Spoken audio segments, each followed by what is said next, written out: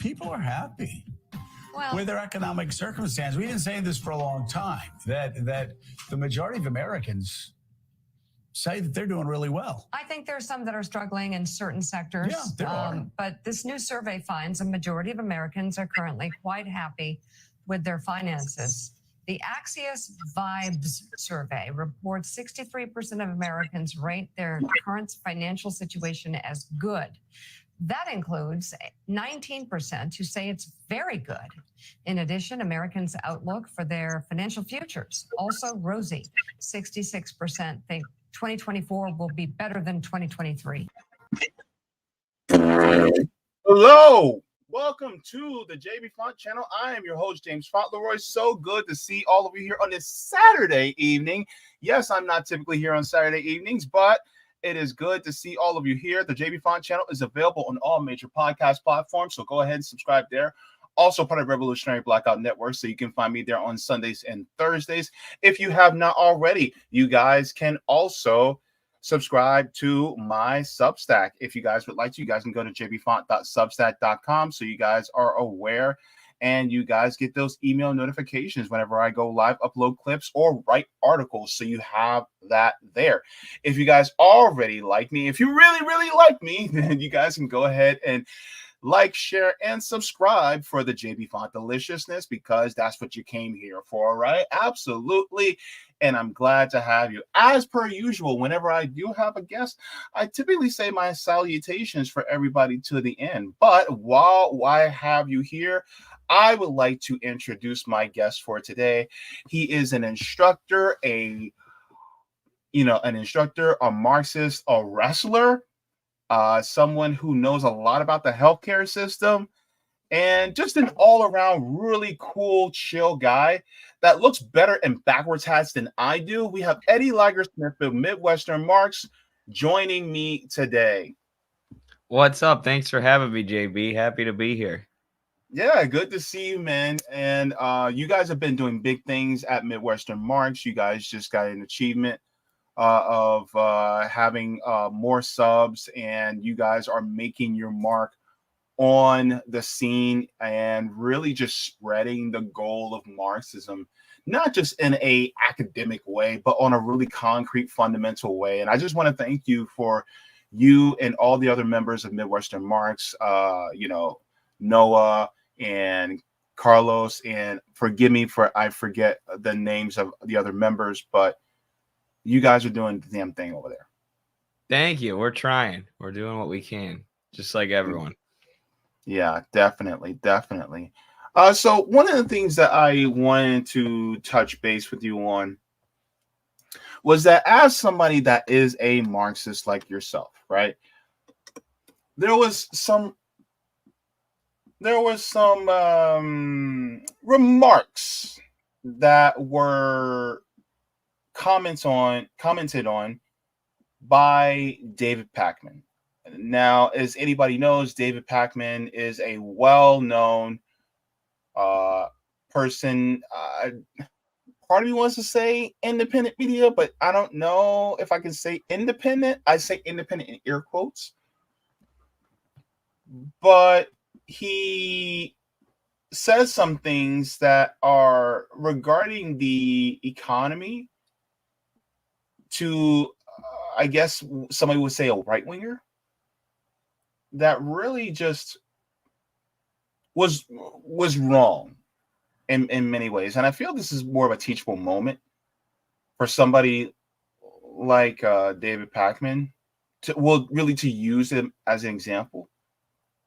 And so, have you ever watched any of his shows or any of his programs before?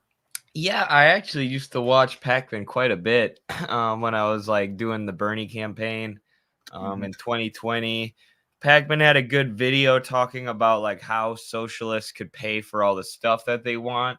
And he basically went through the government and showed how much wasteful spending there is in the government that could be diverted towards social programs. And he used to do some pretty decent content like that. And then it was after 2020, at least, pretty much he just became a Biden bro, and all of his content focuses on just, the most vulgar Trump badism just pandering to liberals. You know, Trump bad, Trump bad, Trump bad, Biden good, Biden good, Biden good. And another thing I've noticed with Pakman, I've said this in videos on our channel and we've reacted to him, is he has this condescending tone that he takes with people, especially when he disagrees with them, where he just really sounds like smug, like he's talking down to them. And I think in the clip that we're going to react to today, that really comes out. Yeah, so just as you said, there is a clip that came out. I want to give a shout out to Greg versus Capitalism. He's awesome. Yeah, and he actually shares this. Actually, let me show you guys what he says first before I share with you guys the video. He says, you don't hate these people enough. You think you do, but you don't. So we'll listen to this fully, and then we're going to break it down step by step. So here's what David says. David, why are you acting like the economy is so booming and good? Because I look at the data. This is not a show about my opinion. My opinion is irrelevant. I'm looking at the data, and that's why I say the economy is good. The economy is absolute trash. Oh. There are no jobs. Oh, we actually have record low unemployment. Everything is so freaking expensive. Inflation was 0 in October, 0.1 in November, and year-over-year inflation is down to 3.1%. Interest rates are through the roof. Interest rates are down 2 points and coming down further. Kids can't even buy a house. Well, okay. Kids can't even buy a house. I don't know what age you're thinking of. That part may be true. What would you be doing if you weren't doing YouTube, man? I'd probably be working in finance, to be honest. I was all set to go into finance, and then they pulled me into podcasting. I did everything right, and they indicted me. No, I would almost certainly be working in finance, yeah. I mean, you have to sit there and talk crap about Trump every single day to put food on your table, man. I don't have to. I choose to, sir, and that's a big difference. If you didn't have that, you'd be totally screwed, man. Right. But I'm telling you this right here. There is no jobs. Nobody is spending money. Actually, GDP has been up dramatically. The economy is in the hole. I'm not talking about Trump or Biden. I'm not saying right or left, red or blue. I'm telling you the facts. The economy is in the dumps. I would love it if he was able to present a single statistic that suggests that. We don't have a perfect economy. And again, we started at the top of the show by pointing out, just because they're lying about oil production being down when it's actually up, doesn't mean we like using oil as a source of energy. They are lying about oil production being down, and I wish it were, and that we were getting off of oil and going over to green energy. In the same way, just because the economy is doing really well by all historical metrics, doesn't mean that we say, hey, I'm satisfied, we don't need to do any better. There are people without access to healthcare. 40% of the country can't meet an unexpected $1,000 expense without putting it on a credit card or borrowing from friends and family or otherwise going into debt.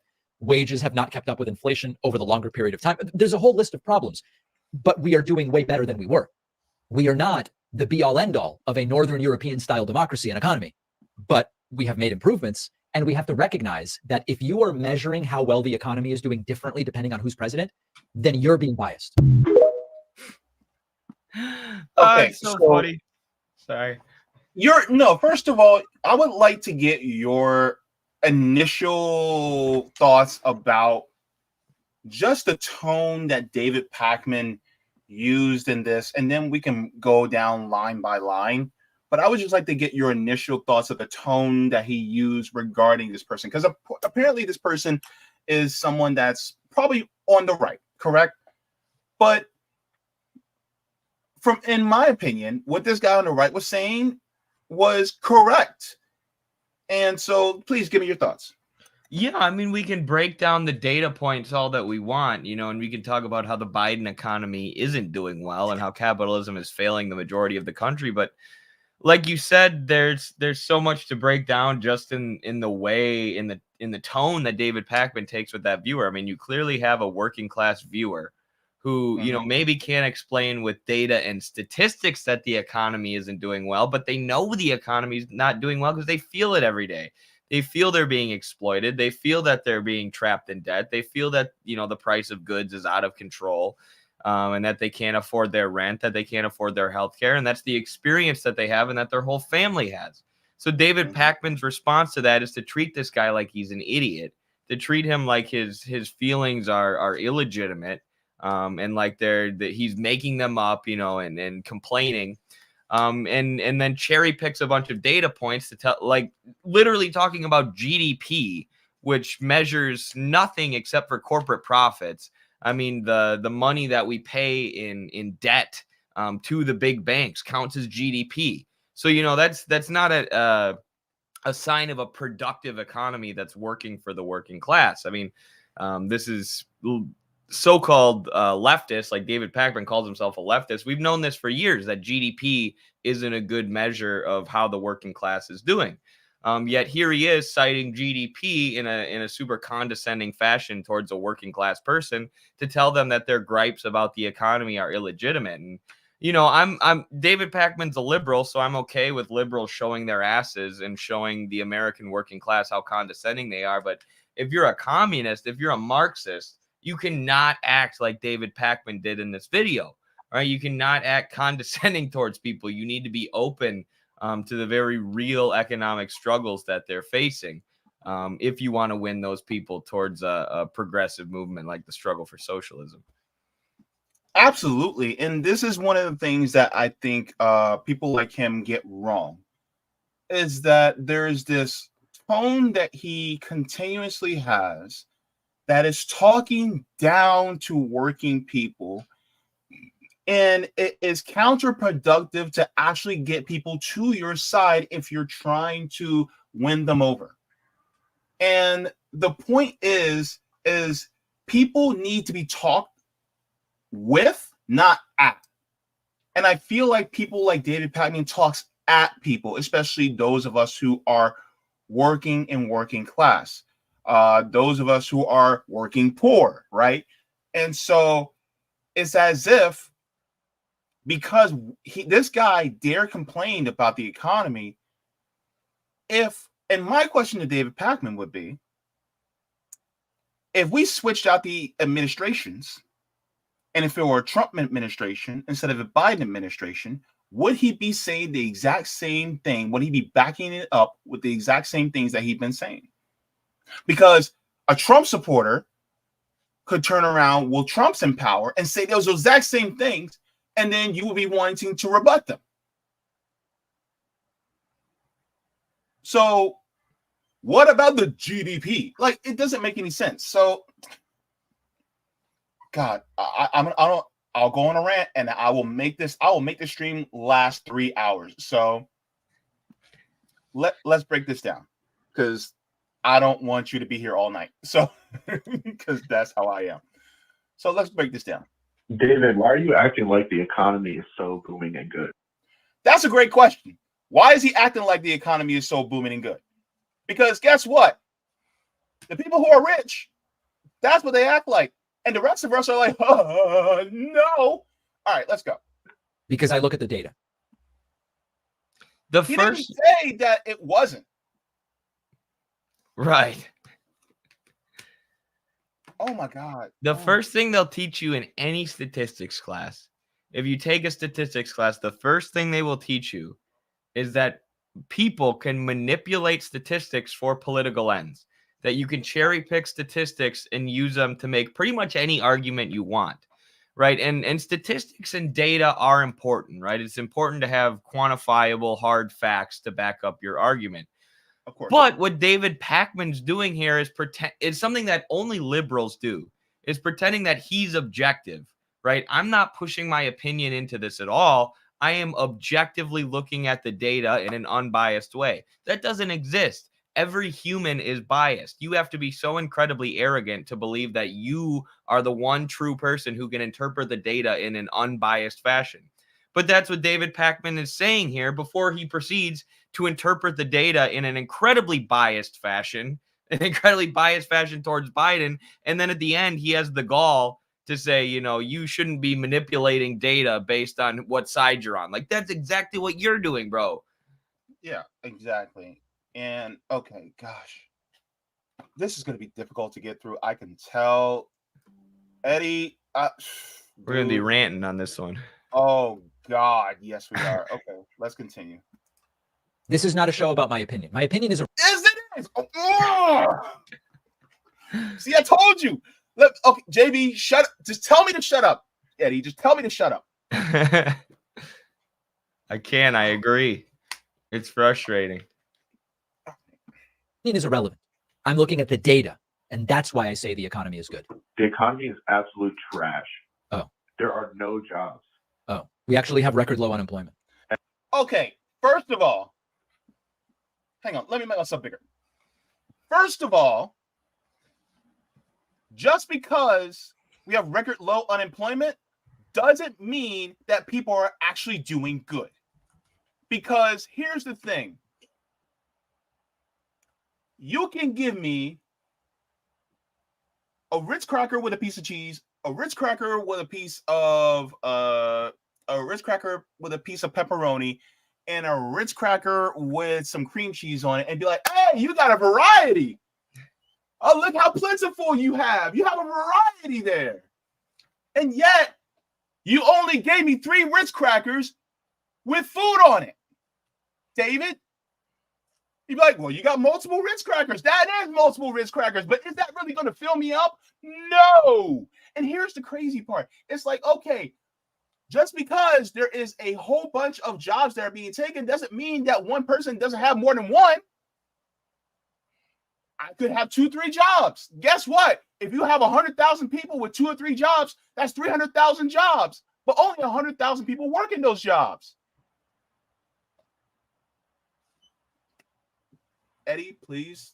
It's something that capitalists always do. They cite, it's another capitalistic metric, unemployment, which, by the way, doesn't include people who are underemployed, people who have given up searching for work because they don't have it. And, you know, just because unemployment's low, okay, if the people who are employed still can't afford to get by, that doesn't really mean much. And under capitalism, unemployment will never, ever, ever, ever, ever, ever, ever, ever, ever hit 0. It'll be impossible because, as Karl Marx points out in the book Capital, capitalism depends on what's called what Marx calls the reserve army of labor. So when feudalism goes away and when capitalism comes in Europe, there becomes this group of people who want to sell their labor power on the market. They want to be wage laborers, but they can't find places to sell it. They're unemployed. And that gives the capitalists a pool of labor that they can pull from, say, if their workers go on strike. So the capitalist workers go on strike, they turn to the reserve army of labor, the army of the unemployed, and they say, well, you know, come work for us while our workers are on strike. Come fill up the workplace for us. So that is necessary for capitalism's existence, that reserve army of labor. So, you know, they can talk about how unemployment is slightly lower under Biden versus Trump, but unemployment will never cease to be a problem under capitalism. Exactly. And so, in layman's terms, for what Eddie just said, so eloquently, I may add, by the way, is that they need to have broke, unemployed people so that when it comes to actually hiring people, then if you don't want to have starvation wages, then they're like, well, if you don't want this job, and if you want something higher, we don't have to take you. There's a whole bunch of other people that I can hire and take in anyway. And on top of that, this is why they need homelessness to exist. Because if homelessness exists, that means that you'll be too scared to actually fight for actual workers' rights. And so then it's like they use homeless people as a means to say, look at them at the example. If you don't work for starvation wages, you're going to end up just like them. By the way, homelessness is on the rise. How do I know? Let's take a look. So let me share this, and I'll get back to Mr. Pakman. I got to be respectful here because, you know, oh, jeez. I got to. But this is from News 13. Says homeless population increases in downtown Orlando. I live in Orlando, right? Says according to the Homeless Service Network, the homeless population increased 5% from last year across Central Florida. Mark Are, CEO of Orlando's Homeless Service Network, says unsheltered homeless is up 38% from last year. Those people did not change. The housing market changed. Now, it says for 75% of the people that experience homelessness, it was their first time. They have never been homeless before. Most homeless people are newly homeless. So by that metric alone, what David Pakman said was bullcrap. I'm trying not to cuss because YouTube. But that's the issue. And so saying, oh, well, the employment rate is actually low. It doesn't matter. For over 40% of people who are homeless have jobs. They have jobs, David. They have jobs. And so when people are homeless but still working, that means that the system is crap. I'm not going to say the system is broken because it's originally intended to be that way. There's not broken system. It's intended to be that way. So then it's like, well, maybe you should have 2 jobs instead of 1 so you won't be homeless. Then where's the line? Maybe you should have 3 jobs instead. Maybe you should have 4 jobs instead. Or maybe you should be a slave instead so you can actually have a home and food to eat. Where's the line, man? Where are we going? Before I continue, any thoughts on that, please? No, I completely agree. My friend said once, like, as a joke, he said, some people don't work hard enough for insulin. You know, like exactly like you're saying, like, where is the line? You know, how hard do you have to work before you can get insulin when you're born with diabetes? You know, and who decides where that line is? I think everybody who has diabetes should get insulin in our society. We can afford to give it to them. Why wouldn't we? Eddie, I'm telling you, dude, I just came back from hanging out with comrades, and one of the last things we did was, and God bless one of the members of my chapter, Sabiha.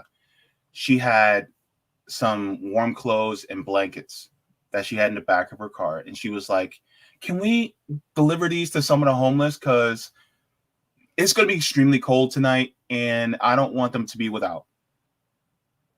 And so after hanging out and bashing capitalism for, you know, a nice conversation, we went to the area. By the way, there was a homeless camp on Terry Avenue here in Orlando. Gone. They got rid of it. And then there was this line of homeless people that we deliver it to. Clean us out. Right? In fact, one of the members, shout out to you, Cam, if you're watching, literally took his jacket off and gave it away too. That was a nice jacket. And so the thing is some of those people have never been homeless before, ever.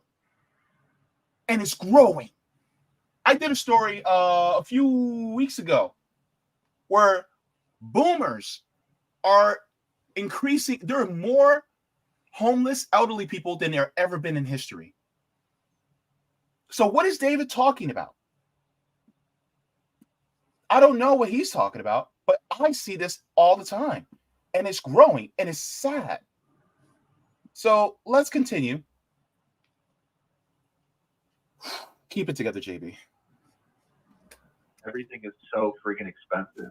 Inflation was 0 in October, 0.1 in November, and year-over-year inflation is down to 3.1%. Interesting. That's still so high. The cost of goods is only going up 3.1% while wages are stagnant. Quit complaining. That's still 3%. The cost of goods are being driven up by capitalists so that they can maintain their profits at a certain level while our wages are stagnant. So our wages are staying the same and inflation's going up, and Pakman's like, that's okay because inflation's going up slower now under Biden than it was under Trump. Bro, it doesn't matter. The problem's capitalism. The problem's not Biden or Trump. They're just symptoms. Yeah. And my thing is, I did a story a few weeks ago how on RBN, how they were artificially inflating the price of chicken. And so guess what? We can't afford it. Look here. Food prices are rising at the highest rate in decades. Says even as U.S. inflation moderates for millions of Americans, every trip to the grocery store is a pain in the pocketbook. Supermarket prices have shot up in the fastest rate in decades, putting staples like eggs and bread out of reach for some. Over the past 2 years, egg prices have nearly doubled. leading some customers to extreme workarounds to try to smuggle eggs from Mexico. Smuggling eggs? Are you kidding me? And painting Easter potatoes instead of dying eggs to save on household funds. Meat, fish, chicken are all substantially pricier than they were 2 years ago, as well as cereal and bread, which cost nearly 25% more today than they did in 2021. Look at this. Look at this. What the cluck? Look at the eggs, man. Golly. It was like, And David's like, oh, inflation is only up this much. We're looking at the data, David. We're looking at the data. right. And a lot of us don't even have to look at the data because we see this in the grocery store. I went to Aldi's the other day and it was $7 for a 12 pack of eggs or a carton of eggs. It's like, what the hell's going on here? But David Pakman probably shops at Whole Foods. He probably shops at Trader Joe's and these real nice, expensive places because he can afford it. And the price of food doesn't really affect him. So he's able to condescend towards working class people who don't have a nice little job doing a YouTube show where they just bash Trump every day and make good money to do it. So he's not feeling the price hike. So he's able to act condescending towards those who are. It's really sick. Yeah. And the thing is like when it comes to people like us, we're dying out here, man. I think that's the point. We're dying out here. And there's people starving. I'm not even going to say kids because for some reason, like there's, over 10,000 kids that died in Gaza because of bombs, but people somehow don't care about kids anymore. So I'm just going to say people. So people here literally are starving. And yet it's like, well, everything's good. It's just like what Joe Scarborough was saying in the top of the show. People are happy. Everything's good. The hell? All right, let's continue. Because I can go on and on and on, and I'm trying not to. JB, just keep it together, bro. Interest rates are through the roof. Interest rates are down 2 points and coming down further. Kids can't even buy a house. Well, okay. Kids can't even buy a house. I don't know what age you're thinking of. That part may be true. I can't afford to buy a home. Eddie? I don't know about you, but I know I can't. The vast majority of people our age are renters. I mean, we have a nation of renters because no one our age can afford to buy a home. And, but we're all paying rent each month to landlords, and that contributes to the GDP that David Pakman puts on a pedestal. Says, oh, look, the GDP is doing well. Well, that includes the 25% of our paychecks we're paying every month for rent to a landlord who contributes no value to society. 25%? Dude, I'm over 50. There you go. And on top of it, I'll be 40 this year, David. And I can't afford a home. 40. Yeah, I know I look good. 40. Right? So what about me? Oh, I just didn't work hard enough. Is that what it is? Is that why I can't afford a home? I just didn't work hard enough? You could literally work in a diner back then and be able to afford a home and have a family on a salary as a cook in a diner back then. Now? Are you kidding me right now? And we're a society drowning in debt, all kinds of debt. You have student debt, you have housing debt, you have even 60% of the country at this point experiences medical debt at some point in their lives. So over half of our country is being indebted by the healthcare system. And again, the money we pay towards our debtors goes towards the GDP that Pakman puts on a pedestal and says the GDP equals a great economy. But 60% of the economy is a debt. And this goes to the absurdity of his data, of his statistics, which he says are unbiased, right? He says interest rates are lower, so the economy is doing well. We have 60% of our country is being put in debt by the healthcare system, the system that's supposed to make us healthy. The system that's supposed to make us well is trapping us in debt that we have to continue paying back with interest for the rest of our lives. So how can you look at that economy, an economy, a system, a society where the healthcare system is trapping people in debt and say that this is a good economy because interest rates are slightly lower under Biden than they were under Trump? I mean, it's absurd. You're completely missing the root of the issue, the root of the problem, which is that so many people are in debt in the first place, to say, oh, well, it's not so bad because interest rates are a little bit lower now than they were a month ago or whatever. It's just total cherry picking and manipulation of statistics to try and tell working people that their grievances aren't legitimate. Yeah.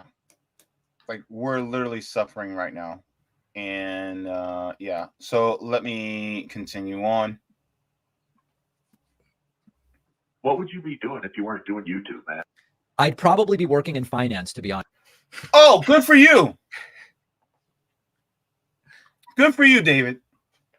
Not everybody can get into that field. Not everybody has the brain for finance. Not everybody has the bandwidth for finance. I could not be able to do finance. So what would I be doing? David? To be honest, I was all set to go into finance, and then they pulled me into podcasting. Who pulled you? The CIA. JB. Shut up, JB. Shut up. Everything right, and they indicted me. No, I would almost certainly be working in finance. Yeah. I mean, you have to sit there and talk crap about Trump every single day to put food on your table, man. I don't have to. I choose to, sir. And that's. I thought they pulled you in. By the way, just to let everybody know, I don't give a crap about Trump.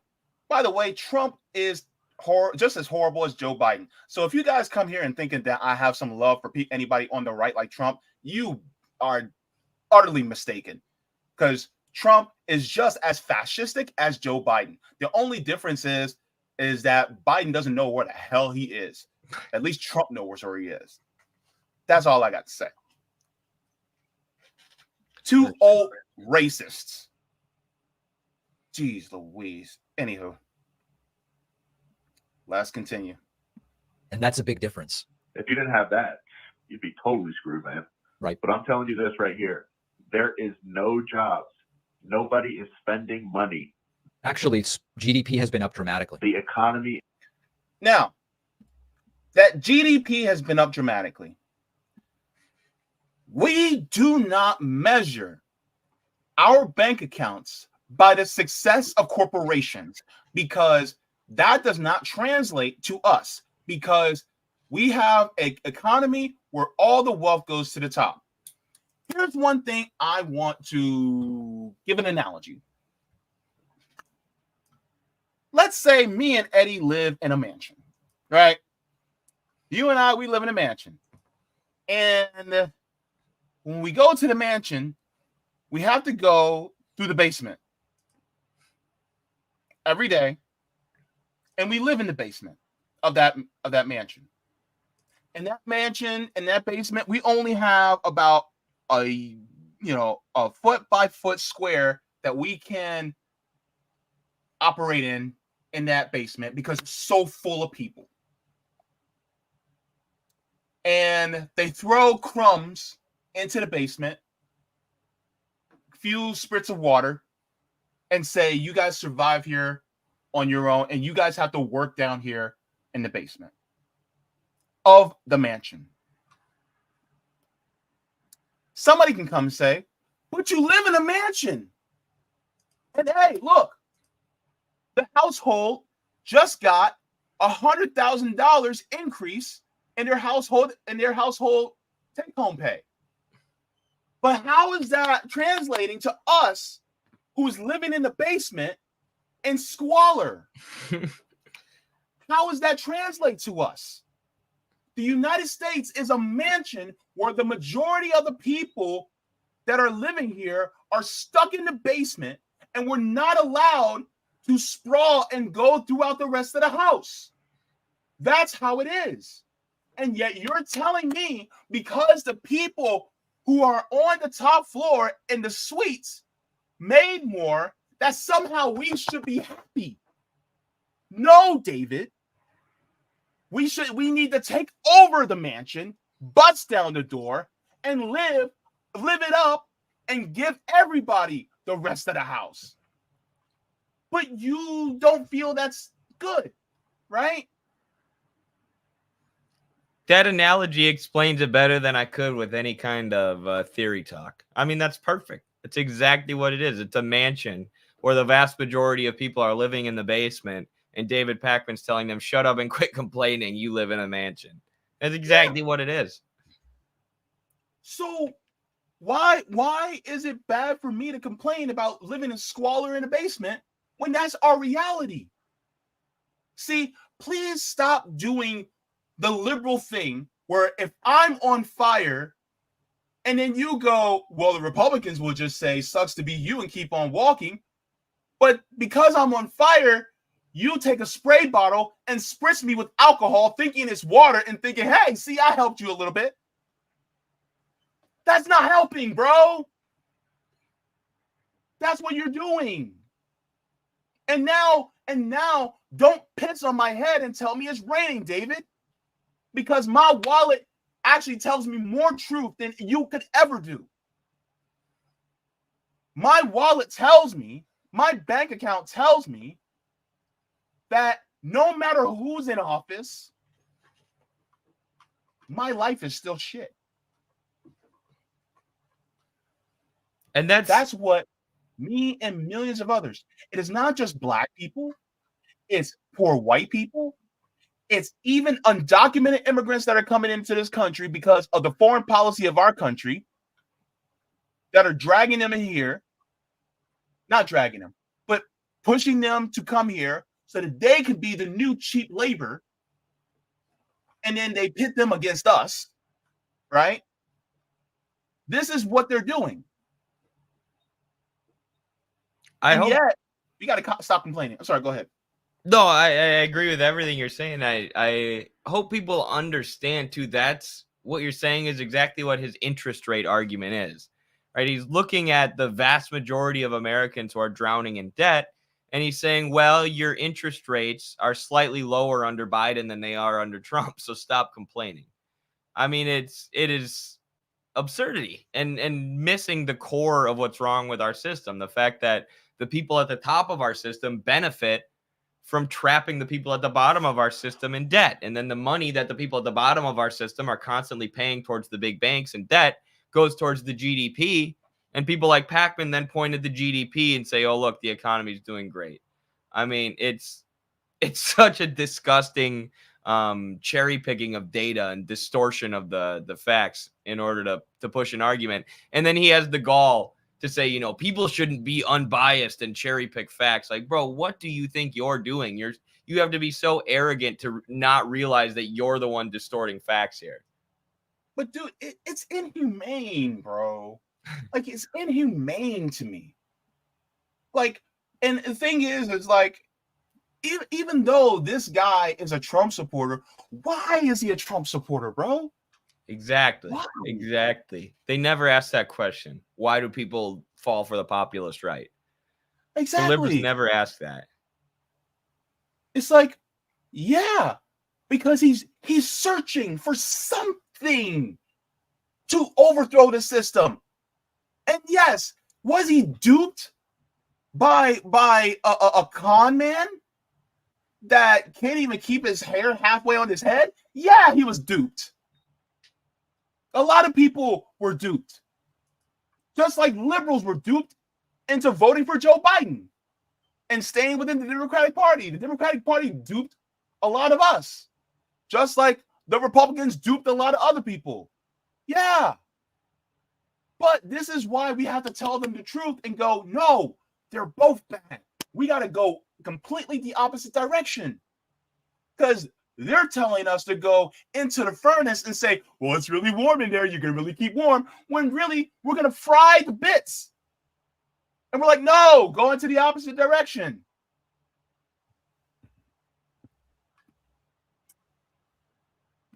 Man. Economy is in the hole. I'm not talking about Trump or Biden. I'm not saying right or left, red or blue. I'm telling you the facts. The economy is in the dumps. Yes. I would love it if he was able to present a single statistic that suggests that. JB just presented about 1,000, Mr. Pakman.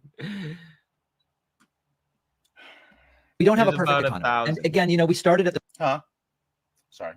No, you're good. I was just saying we've given him a million statistics, and even that Joe Scarborough segment at the beginning about how Americans aren't that worried. You can find studies done by Gallup that say 77% of Americans are anxious about their financial situation, or one that says the majority of Americans are discouraged about their personal finances. So yeah, it's just the cherry picking of data, and then they pretend like it's objective. Yeah, that's the sad part. and a single statistic that suggests that. We don't have a perfect economy. And again, you know, we started at the top of the show by pointing out, just because they're lying about oil production being down when it's actually up, doesn't mean we like using oil as a source of energy. They are lying about oil production being down, and I wish it were, and that we were getting off of oil and going over to green energy. In the same way, just because the economy is doing really well by all historical metrics, doesn't mean that we say, hey, I'm satisfied, we don't need to do any better. There are people without access to healthcare. 40% of the country can't meet an unexpected $1,000 expense without putting it on a credit card or borrowing from friends and family or otherwise going into debt. Wages have not kept up with inflation over the longer period of time. There's a whole list of problems, but we are doing way better than we were. No, we're not. No, we are not, David. If we were, then Trump wouldn't be polling so well. But of course, these guys don't understand that the appeal of Trump is that he lies and says that he's going to end the wars and bring the jobs back, whereas the Democrats are being condescending and saying, no, shut up, the economy's fine. Which, you know, that's exactly why Trump is probably going to win again. And then these people like Pakman will act like they're shocked. Oh, America's so stupid, they voted for Trump. No, you were just super condescending towards working class Americans for the past 4 years, whereas Trump at least said he was going to do something for him. I don't believe him. I think he's a liar, but at least he offered them something other than condescension and arrogance.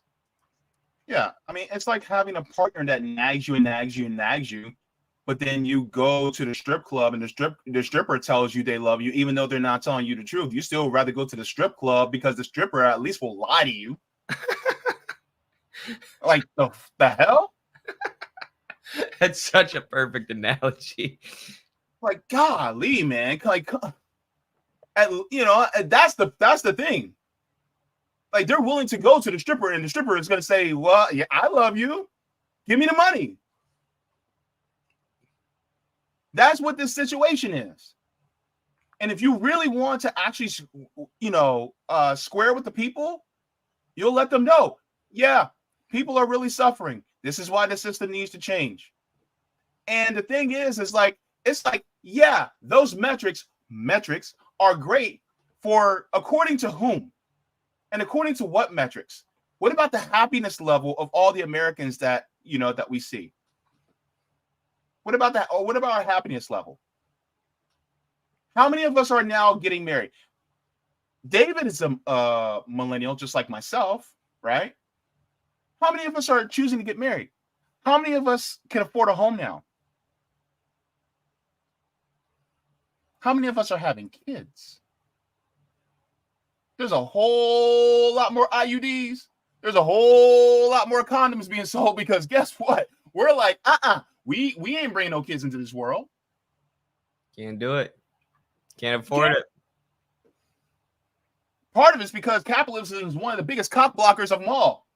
Just ask any red-blooded person. We ain't getting it in like we want to. Let's just be real. Because we can't afford to. But that's the thing, right? I love how Eddie goes, yeah. You're right. That's the problem with capitalism. You know? All right, let me continue because I talk too much. Oh. I talk too much. I'm too long-winded. I know. We are not the be-all end-all of a Northern European style democracy and economy. No, because a Northern European style democracy also exploits people so that the people in their countries can actually have it good, but the global South ends up getting shafted. You know, and they're being dismantled too. Like even places like Norway, where I admire some of the things they've done, like Norway to fund their Scandinavian social democracy, they nationalized their oil company. So all the oil in Norway is owned by the state, and then that gets invested in social welfare programs for the workers, which is a great program. But, you know, even a lot of those social welfare states are being dismantled by neoliberalism. Like the last 45 years in the U.S., we've seen deregulation and more unregulated capitalism, what Ronald Reagan called trickle down. But what some people don't realize is that's been a global phenomenon. That's also been happening in Europe. So a lot of these social safety nets have been dismantled to the point where even people in Europe aren't living that well anymore because, of course, the problem is capitalism. David, let me ask you this question. Would France be doing as good now that places like Mali and Burkina Faso have kicked their asses out? Is France going to be able to do that well? What about as far as their nuclear power that they use to warm their homes? Now that they don't have access to that uranium anymore, how are they going to be able to keep themselves up? Are they going to be able to have that thriving social democracy like they did in years past, David?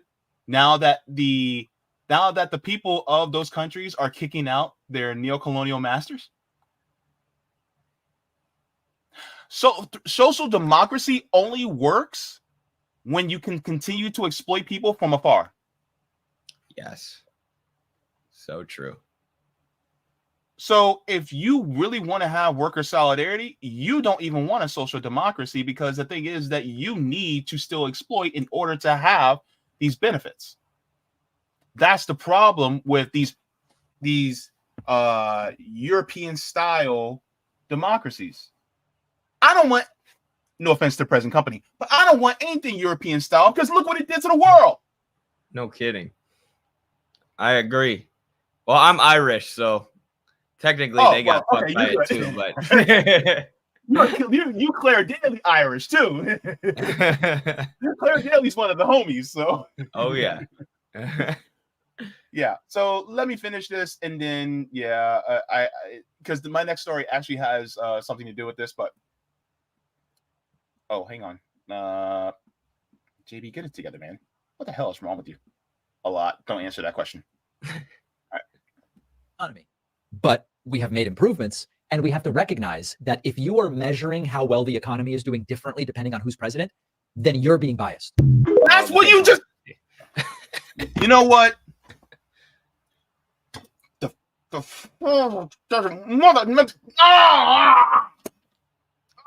David, what you just did, bro? That's what you just did.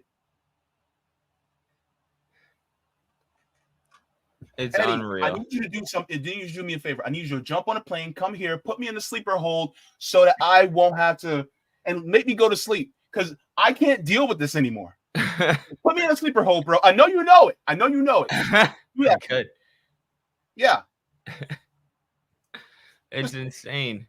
I don't know. And it's like, that's the level of arrogance that we're dealing with here, to where like he can cherry pick statistics for 2 straight minutes to make Biden look good, and then end his speech by saying, you know, nobody should cherry pick statistics to make one candidate look good. Like, are you in what world are you living in? It's unreal. Do not put sprinkles on a pile of shit and tell me it's chocolate ice cream, bro. Stop it. It smells like it. It looks like it. Don't tell me to eat it, bro. Stop it. Look, I can't tell you how many times. Perfect example. As somebody that's disabled, my disability check is about equal to my rent. Once my disability check is Was my rent's paid? My disability check gone. How do I eat, David? How do I pay for my utilities, David? How do I pay for my health care, David? David, I literally have a GoFundMe on my Twitter page. I literally have to crowdfund just so that we can survive. And my mother lives with me. My mother's 72, David. And she has never owned her own home. What do you say to her? Oh, you just didn't work hard enough? Is that what you're going to say? See, I can use myself as an example because there's so many of us that are going through this. And so when people say, well, things are relatively good, for whom? You got it good. You're on Roku. You're on Free Speech TV. You have a huge YouTube channel. Yeah, you're good. But what about the rest of us? And I think that's the point. And the point is that we can't look at this from an individualistic point of view. Because once we start to do that, then we start to divorce ourselves from the rest of the community and the rest of society. Right? I think this is why. Sorry, go ahead. No, yeah. At the end of the day, it's such an individualistic way to look at it too. His perspective, and yeah, I don't know. It makes me emotional hearing stories like that because you know people who need medical care to survive, and they're just scraping by. And like I've heard so many stories like yours of people who crowdfund. One of the first ladies I met through the Bernie campaign told me she was sending her insulin in the mail to people who needed it, which is illegal. So she had to like sneak around law enforcement in order to help people get her insulin. I met a couple through the Bernie campaign whose mother got cancer, and then her job laid her off because she had cancer. And then they just watched her wither away and die because she got cut off from her health insurance because she had it through her employer. There are stories like this all over the fucking country. I hate to get emotional, but it makes me emotional. And then you have people like David Pakman who are making a nice income to shit on Trump every day and give, half-baked MSNBC Rachel Maddow-esque political analysis, and they don't give a shit about the millions of people who are suffering in this country who can't pay for their damn medical care. And I just can't wrap my head around it. It just doesn't make sense to me. Like the second I heard that story about the couple whose mom died, I was like, okay, it's my mission in fucking life to make sure that this doesn't happen to anyone else anymore, to make sure that we can fix our system and give everybody in this society healthcare. But these people like David Pakman don't care. They don't give a shit. They're never gonna have that collective working class spirit that we have as socialists and communists. Yeah. Let me share this with you guys too.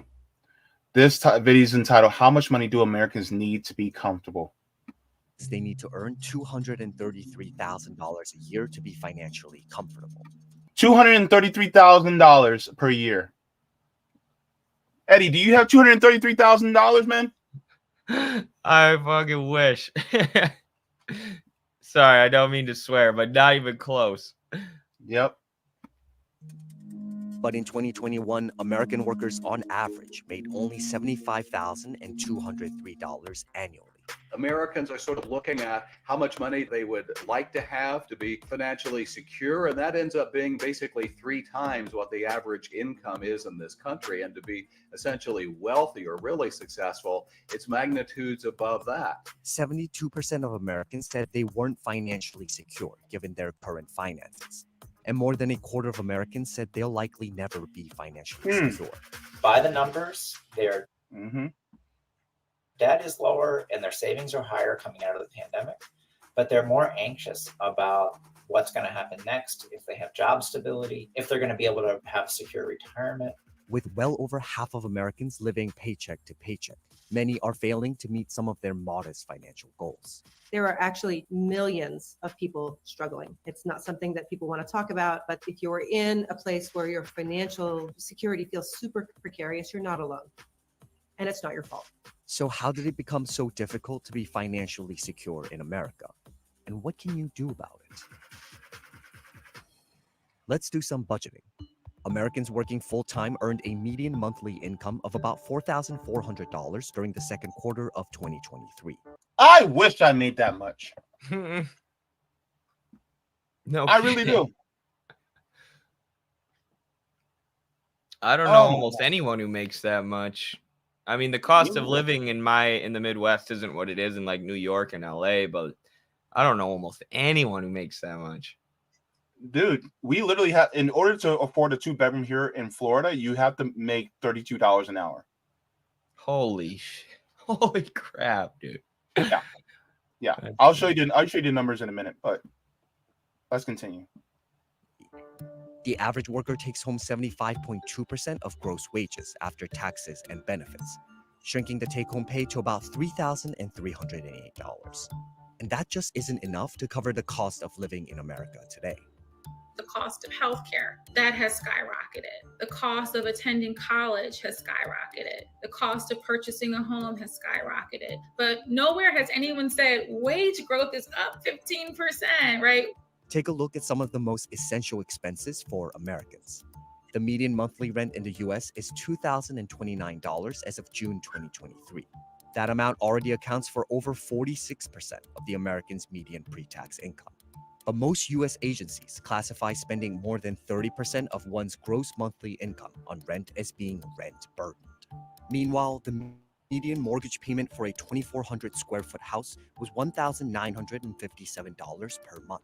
However, a common rule of thumb advises spending 28% or less of your pre-tax income on mortgage payments. For the median gross monthly earnings, that translates to just $1,232. As we talk to households and talk to consumers out in the real world, especially those, say, under 40, housing is the big issue. You know, rent, mortgage. It is the biggest concern that people aren't going to be able to make the next payment.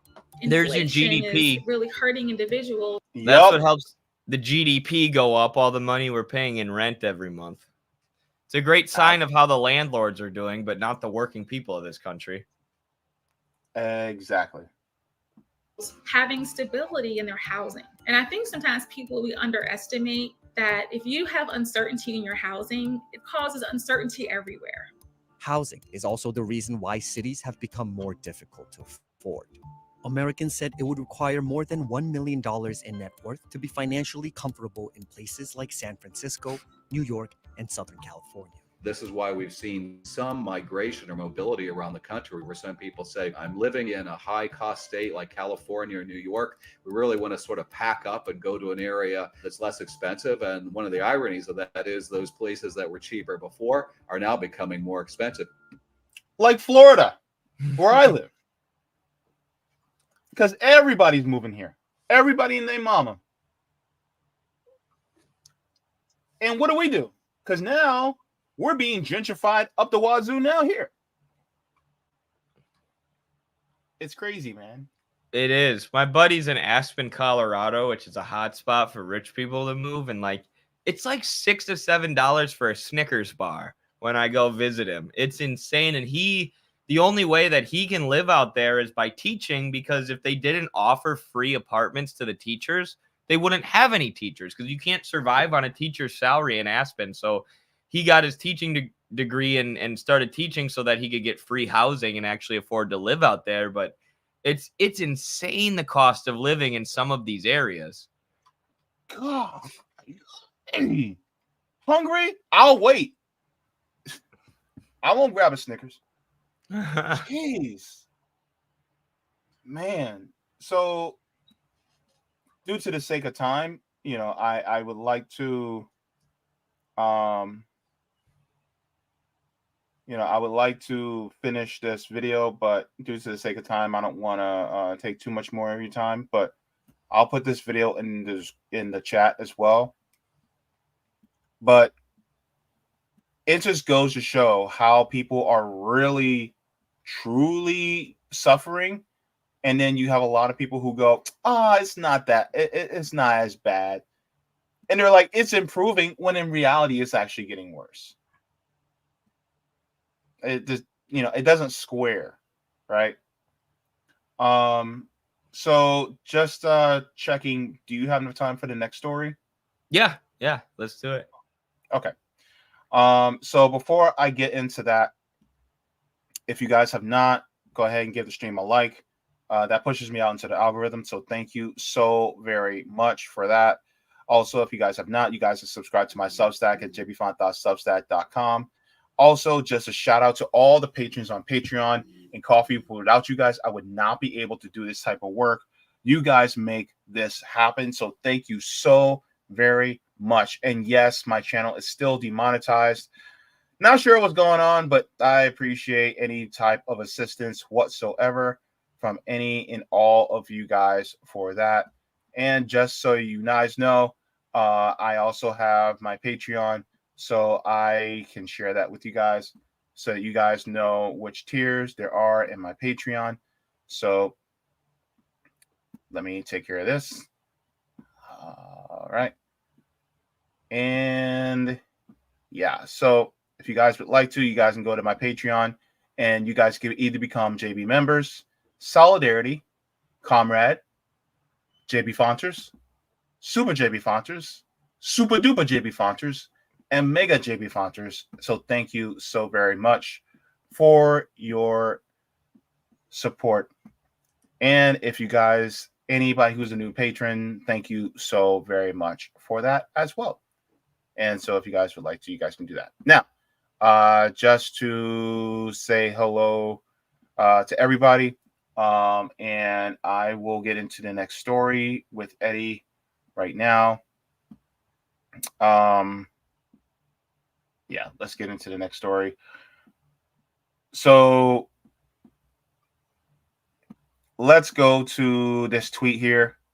This is actually from More Perfect Union. Actually, hang on. Make sure I put this. So your teen here. This is going to be an interesting subject as well. I think that we need to pay more attention to what our state laws are doing regarding child labor laws. It's going down here in Florida. So let me share this with you guys on More Perfect Union. And if you guys don't follow them, I suggest you do give them a follow. They put out great tweets regarding labor issues. It says a bill allowing children as young as 16 to work in construction, one of America's most dangerous industries for workers, has just passed a Florida Senate committee. This is the second bill Florida Republicans have pushed so far this year to erode centuries-old child labor laws. So Florida's anti-immigrant law passed last year, SB 1718, has exacerbated a labor shortage in construction. SB 460, a bill written by the Builders Lobby, would replace those workers with kids. Wow. Yeah. During the hearings, GOP Senator Corey Simon wasn't able to answer who would cover the medical expense of an uninsured 16-year-old who was hurt on the job. Children working in construction sites are 6 times as likely to be injured on the job as kids working other jobs. Let's take this a look.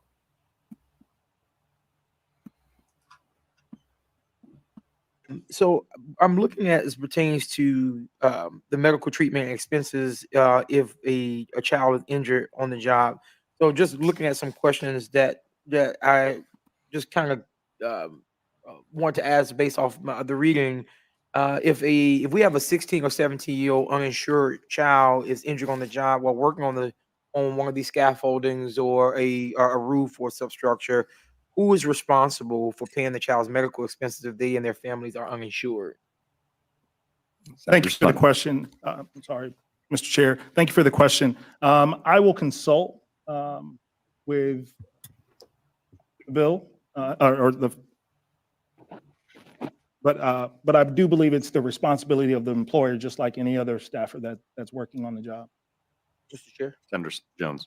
Thank you, Chair Salmon. And I don't know if you, there's a New York Times article that I had the opportunity to take a look at that spoke about that found that contractors and subcontractors often refuse to pay the medical bills when someone is hurt on the job. Were you aware of that? Senator Simon. Thank you, Mr. Chair. No, sir, I'm not. Mr. Chair. Senator Jones. If that's the case, how will children injured on the job who are not insured and whose contractors refuse to pay their workers' comp or the medical bill have access to medical care if they need it? Senator Simon. Thank you, Mr. Chair. I'm happy to work with you in making sure that those provisions are tight and making sure that those kids are taken care of just like every other employer on the job site. Here's my problem.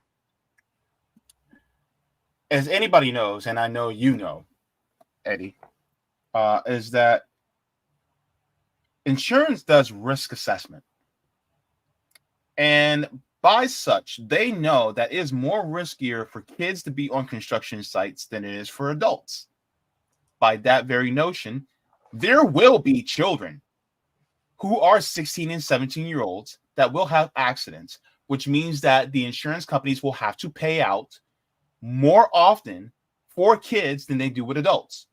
So they're going to deny these kids insurance, period, because they don't want to have to pay that out. That being said, then these kids are going to be underinsured or uninsured. So by that very notion, because private insurance company, their goal is to make money. They have a fiduciary responsibility to their shareholders. So they're not going to want to insure these kids. So how do you insure these kids when it comes to medical care if and when they have these accidents on the job? That's exactly where my head went. I worked concrete for a summer, and there was an 18-year-old on the job who smoked himself in the head with a concrete form, and he was bleeding and had to go to the hospital. And that's just the stuff that's more likely to happen if you have 16-year-olds on a concrete site. It's dangerous work. It's hard work. You're going to have that. So like the idea that we can have 16-year-olds on these job sites that aren't covered at all is unreal, because, you know, you could get hurt and get slapped with a $40,000 medical bill as a 16-year-old that your employer isn't willing to pay for. And so, I mean, that's a really good line of attack here from this senator. But I mean, the fact that we have that we're pushing for 16-year-olds on construction sites in general is absurd. Like, I'm not against young people learning construction and learning, you know, these skills and building, but that's not what they're trying to do. They're trying to get 16-year-olds in the workforce so they can maximize their profit, so they can pay them $11 an hour to do hard concrete work, and make a bunch of profit off it. And it shows, like, when I did the Jubilee debate recently, capitalism versus communism, the capitalists were trying to tell me that capitalism is what abolished child labor. It's like, no, class struggle is what abolished child labor. The capitalists loved child labor. They were making bank off it until the workers got together and said, no, you're not going to throw our kids in the factory anymore. But now, after 40 plus years of neoliberalism, and the ruling class taking back all the power that the organized working class had gained over the years, you see the return of child labor. It's just the natural progression. A more unregulated system of capitalism means more children in the workplace. Yeah, it's just like when Majin Buu in Dragon Ball Z reverted back to his most evil form. Like, that's what capitalism does. Exactly. Yeah. So let me continue and share this. It says, as several opponents pointed out, the bill might also violate the Federal Fair Labor Standards Act. Through an amendment and height requirements eliminated some roofing work, the FLSA prohibits minors from working in roofing and any work performed on or about a roof. It says SB 460 is part of a coordinated effort in Florida and elsewhere to erode centuries-old labor laws that ensure kids have a fair shot at an education and aren't exploited at work. It says the sponsor of another bill, 16-year-olds aren't kids, but youth workers. So that's a bunch of BS. It says,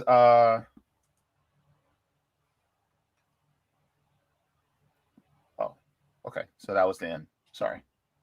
But there was also this video that I also found. This thing keeps shrinking. It's okay. We're about to go into this. So there was this video that I wanted to share as well. Well, a bill weakening Florida. Don't go ahead of me, man. All right. So let's share this. At the state capitol, a bill weakening Florida's child labor laws is now making progress in the state legislature. It cleared its first committee hearing on Wednesday, but its future remains uncertain. For 16-year-old employees like Logan Schulenberger, House Bill 49 is an opportunity. I'm trying to get in the workforce, you know, it's more experience. This is a 16-year-old? Looks like an adult. Wait, what did they feed this kid? This is a 16. Wait, that's a grown ass man. That ain't no 16-year-old. He got a chin of a 29-year-old. Good God, man. Feed 544. I'm like, what?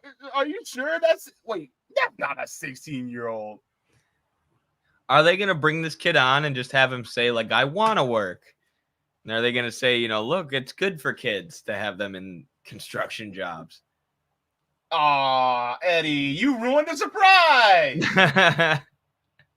I'm too good at sniffing out the propaganda at this point, I guess. Yup. Let's watch it. Experience you have, more likely you are to get hired in the future, right? He was among the supporters who spoke in favor of Florida's loosening of child labor protections on Wednesday. It's up to the kid to know their limitations. Specifically, this bill removes. It's up to the kids to know their limitations. Oh my goodness. That's dangerous. Wait, hold up. Wait. Oh, so wait. It's up to the kids to know their limitations.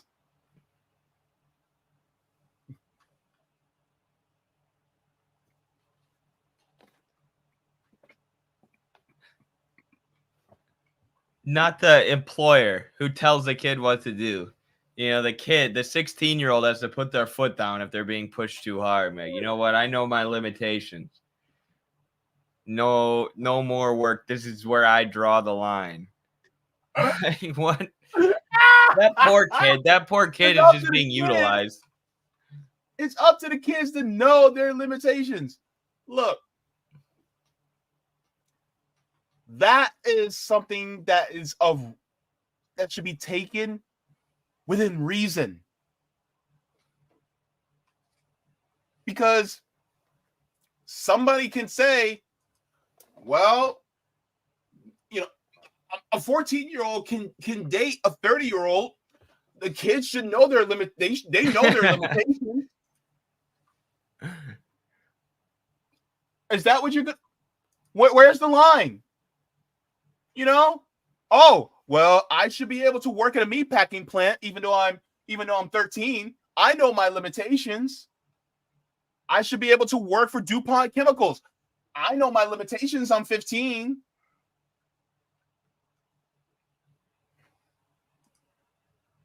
Eddie, boy, you need to come down here and put me in that sleeper hole, bro, because I'm telling you. Specifically, this bill removes current curfew restrictions on 16 and 17-year-olds, letting them work before 6:30 a.m., after 11 p.m., more than 30 hours a week, plus on days before class. Plus on days before class? Oh. Here to go. It also removes mandated 30-minute breaks after 4 hours of continuous work and limits city and county governments from circumventing the standards. This does align us with the federal law and 24 other states, mostly blue liberal states. Rep. Linda Cheney listed the reasons she's pushing the policy, saying it'll help bolster Florida's workforce, keep hazardous work restrictions in place, and grant kids who want to work a chance to do so. They want to work. This bill gets government out of their way to choose the path that is best for them. There were plenty opposed to the idea, teens included. We do not want minors who go into high school working 12 a.m. to 6 a.m. How are they going to function at school? Democrats tried in vain to water down the proposed changes, but lacked the votes to make it happen. No. The amendment fails. In debate, those members warned approval would hurt kids more than help. We just recently passed a law having the school day starting later because teenagers need more sleep. I don't see how this bill helps that. I really do encourage us to let kids be kids, which is a phrase that my colleagues have loved to use these past several years. And I don't understand why now they're a youth worker. They're not a kid anymore. HB Right. 49 still has a long way That's to go. such a good point too, because Republicans have been saying let kids be kids. You know, when it comes to social issues, but when it comes to throwing kids in the workplace, no, kids are wage laborers now. And I mean, this is just class struggle. If you read the what's the name? I can't think of the chapter in Marx's Capital. It might be the chapter on class struggle. He just goes through in England how there are all these debates in the courts, and the working class is, you know, fighting to get kids out of the workplace and get lower hours and get higher pay. And the ruling class is fighting in the courts to get kids in the workplace and get lower pay. And this is just that in modern day.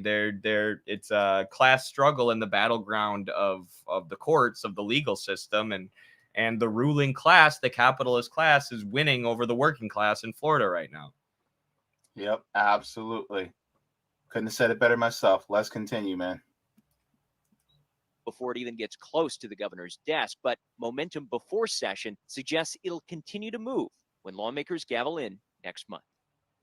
Now, here's something to keep in mind. This policy does not have a Senate companion bill just yet, and the Senate President, Kathleen Passidomo, a fellow Republican, told us recently she's unsure what to make of the idea. She said she'd probably be more supportive if the bill didn't go quite as far. That's the latest out here at the state. Boy, oh boy, oh boy. So that's what's happening here in Florida. They're literally trying to get rid of child labor laws so that they could have more teenagers work. And I actually reported on the law that was passed by Ron DeSantis, making it so that undocumented workers would be essentially deported if they were found working, especially in construction and things like that, because that's what a lot of them were doing. And so when that happened, then next thing you know, construction projects stopped here in Florida. They were like, yeah, we're not working. We're not doing this because we're not going to risk being deported. And now they don't want to pay a competitive living wage. So now they're like, okay, let's get the kids to do it. Instead of actually paying a competitive living wage and getting adults like you and me so that we can actually work in these industries, no, we still don't want to pay those wages. So we're just going to get the kids to do it for us instead. Exactly. That's all it is. See, this is why, number one, worker solidarity is so important. Number two, we got to advocate for workers, including kids, because forcing them to work in these conditions is also anti-worker, because a lot of them are not conditioned or ready for this type of work. Now, I am all for them doing things that are more age appropriate type of work. Like if you want to, you know, like a 16, 17-year-old working as a barista, okay, cool, right? As long as you also pay them a living wage, and then you also allow them time to be able to have enough rest, and so it doesn't interfere with education, because that's also important. Education is also very important for the proletariat. So they want to interfere with that, and then they want kids to work starvation wages. No, absolutely not. So I think that's important. I think, you know, part of that is also making sure that, yes, if you think let kids be kids, all right, in this case, let kids be kids. Let them get their education so that they can be a well-educated proletariat, so that when they do get in construction, once they're 18, 19, 20 years old, then they have the skills, because they didn't have to wake up at work from midnight to 6 a.m. before school like a slave. Exactly. So yeah, I mean, this is one of the reasons why I also say it's important that we built worker solidarity and joining organizations. Just like what Kwame Ture said, make sure to join organizations. I think that's important. Here in Orlando, I mean, of course, we have the RBN Orlando chapter. There's also Orlando Mutual Aid chapter. They're doing great work. There's also Real Orlando. They're doing great work. They also are feeding homeless people down here. There's also different organizations around the country. And I just want to use this time to encourage people. If you are in another city or another state, look up other organizations, especially ones that are anti-imperialist, that are doing work on the ground to help build up class solidarity within your area, because that is what's going to help us change this nation so that we won't have to worry about child labor laws being pulled back. Eddie? Absolutely. I agree. Join an organization, get involved on the ground, educate people, because worker solidarity is how we fight back. That's the message of that chapter in Marx's Capital I brought up earlier about class struggle, is that the only way to fight back against stuff like this is to get organized. But once we do get organized, we have the power, because they rely on our labor and we rely on them for nothing. So basically. So, I mean, what's going on that's new with you guys at Midwestern Marx, so that we can whet the people's appetite so that they can tune in to you guys even more? Yeah, check us out on Midwestern Marx on YouTube and TikTok and Twitter. We've got a book of poetry about Palestine coming out from Professor Danny Shaw. He's pretty awesome. I think that should be unique and cool. And then Noah's book about reproletarianization should be following that. So got a lot of cool stuff going on. Patreon.com/Midwestern Marx is the best place to support us financially. And yeah, appreciate you having me on. I love doing the show. Yeah, definitely, man. And I'm so glad you were able to come on to break all this down, because I think it's deeply important. So thank you so very much for joining. I think it's good to have your analysis on this, because a lot of times people will listen and say, well, I guess he's correct because, he's a guy in front of a camera saying this stuff. And it's like, well, no, you're not crazy. Yeah, you're poor because of this system and the way it's operated. This is why the system needs to change. And you can't do it within you cannot overthrow oppression with the master's tools, basically. So yeah. So yeah, so thank you. So that was great. So thank you so very much for joining. And I will see you on the interwebs. And oh, by the way, I just wanted to say this because I think this is important. What you did on Jubilee was great. And I just want to say thank you for that. I thoroughly enjoyed it. The capitalists were just making me frustrated, because I'm just like, it's like, guys, capitalism has outlived its usefulness. It's just, it has outlived its usefulness. It was fine when feudalism ended and it ushered us into a new age. But now we're at an age where humanity looks at each other and we're like, no, everybody should have housing. Everybody should have healthcare. Everybody should have good food. Everybody should have clean water. Everybody should have a livable planet. And nobody should be going abroad to kill other people for resources. We can all come together. It's just natural progression. Absolutely. All right. Time to move on. Yep. Capitalism. Yep.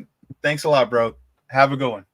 Yep. Thanks for having me, JB. Thanks, everyone. We'll see you next time. All right. Bye-bye. All right. So, man, these guys are brilliant, man. If you guys don't follow people at Midwestern Marx, what are you doing with your life? So, I'm going to say thanks for everybody. Please make sure to like share, and subscribe if you guys have not already. So I'm going to go to the chat and let's have a conversation. So Mastermind Era says, JB goes where fashion sits, where he's putting out the Ritz. I saw that. I was like, yeah, that's funny. Now it makes me want to sing. Now you got that song stuck in my head, Mastermind Hour. What the hell? Anywho, let's just go ahead and say hello to all the peeps that are watching and get you guys' thoughts about some of the things that were said. I know y'all got some things to say, especially about what David Pakman said. And I hope I at least did justice in trying to debunk some of the stuff that David was saying. And it's just, it's sad because the things that he was saying is just completely devoid from what a lot of us are going through.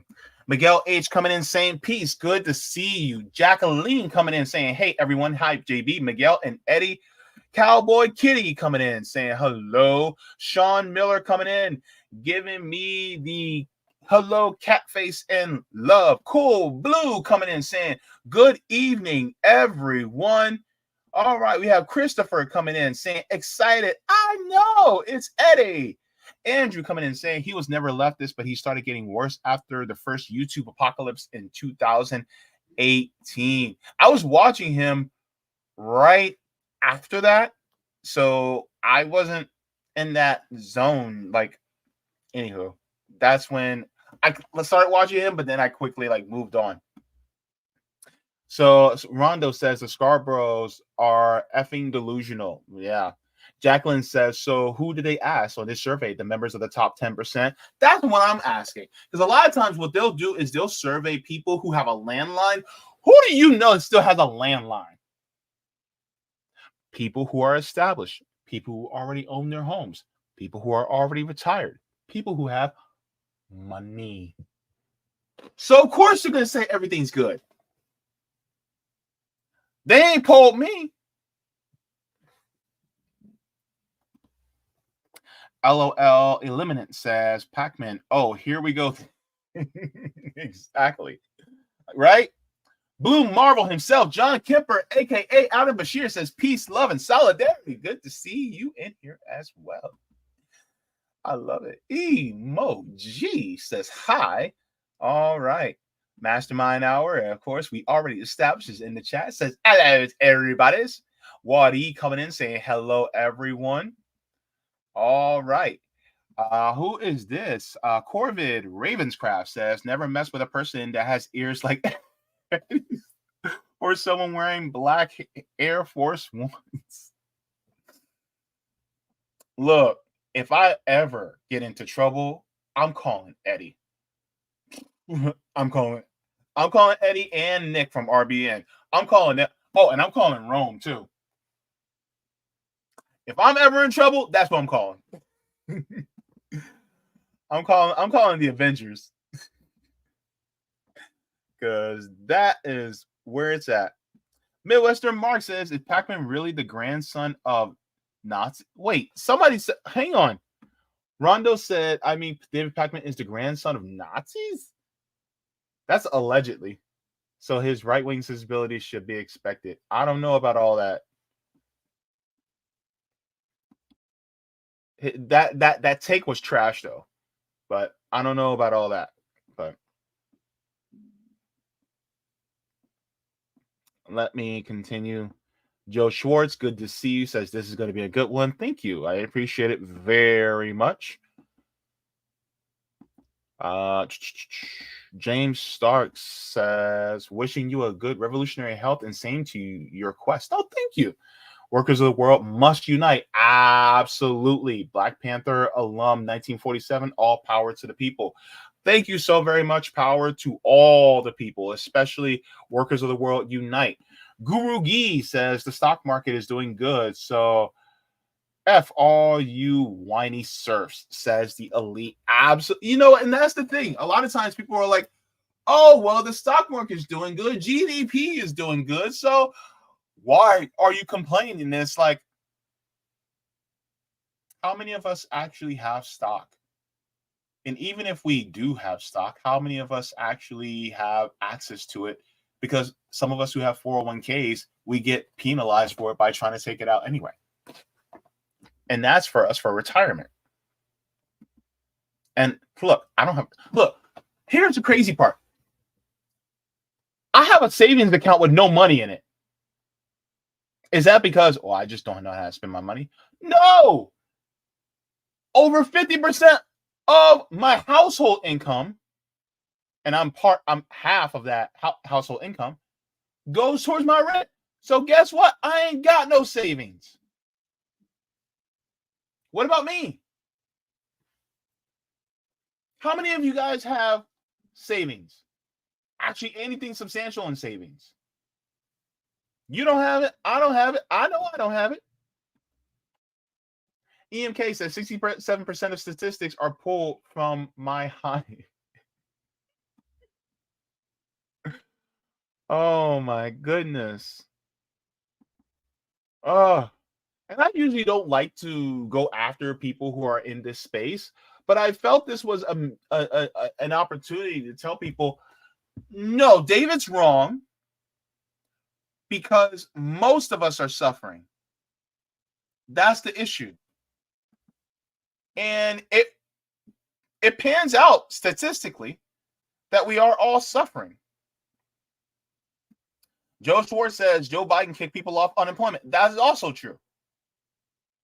That's something that a lot of people don't talk about. There's a ton of people that are still unemployed that still haven't been able to get employed. And how we talked about the quiet hiring, I know Savvy Sav's talked about it.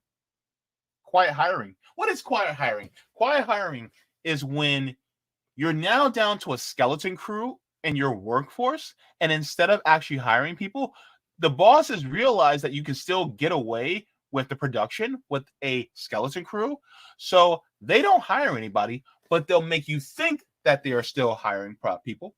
They'll even put out, for that they're hiring. They'll put it out on LinkedIn and all these other sites that they're accepting applications. But then they'll do interviews, right? But they will never hire anybody. And they'll say, well, we just haven't found the right person yet. And they'll keep that up.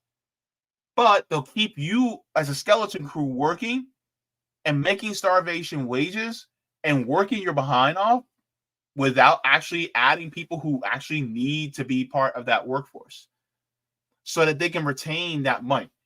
Because guess what? They need to keep that money so that they can give it to their shareholders to keep it at the top. So while you're struggling,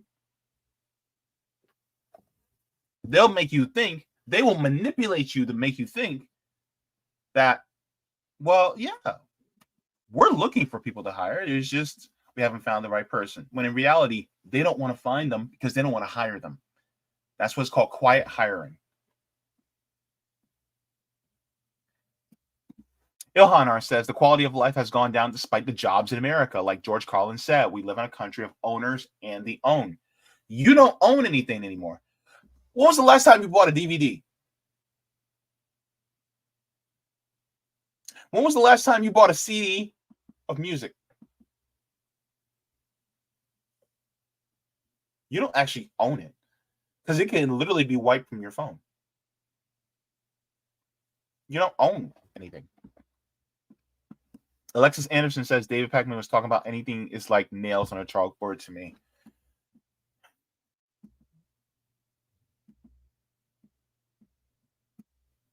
Sean Miller says unemployment numbers are based off people currently getting unemployment payment. If you run out or get kicked off, number goes down, yet you're still unemployment. Exactly. So what about those people? Oh, well, they haven't got a job yet. Well, they're just not looking hard enough. Is that where we're at now?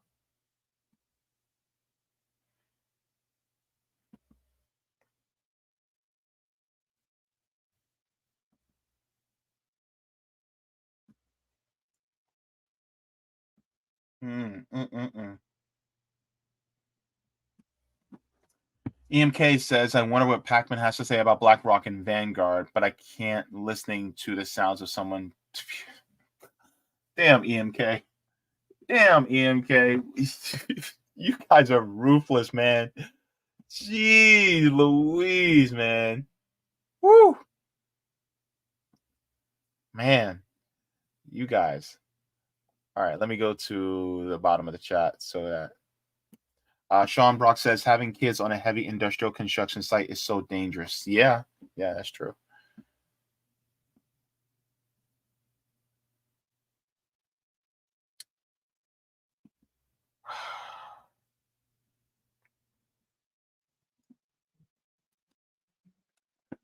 Hey, the Willie Bragg Show. Hey, good to see you. Says Jaybefaunt, we have skeleton crew at work and they're pretending like they're trying to hire folks. Exactly.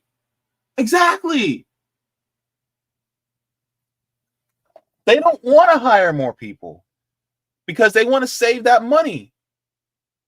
And the thing is, it's not like they are hurting for cash, because a lot of these corporations, they have record profit years. They just don't want to hire people because they want you to slave more. That's what it is.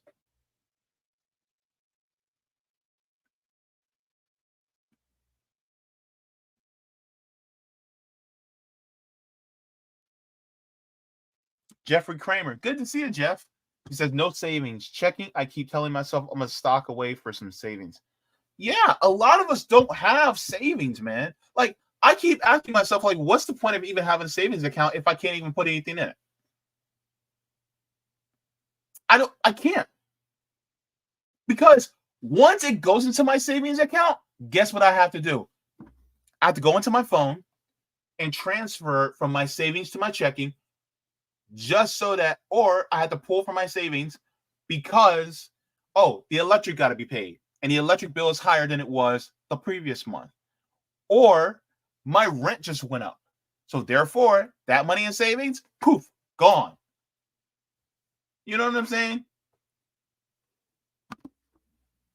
That's the way it is. And a lot of times people don't realize, like, your light bill got to get paid.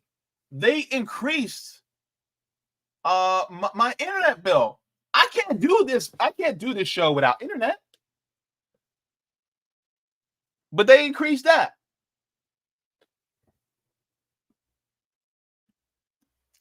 Sorry, Normal says, so you are extremely cost burdened with rent. Yes, I am. Deeply, yes.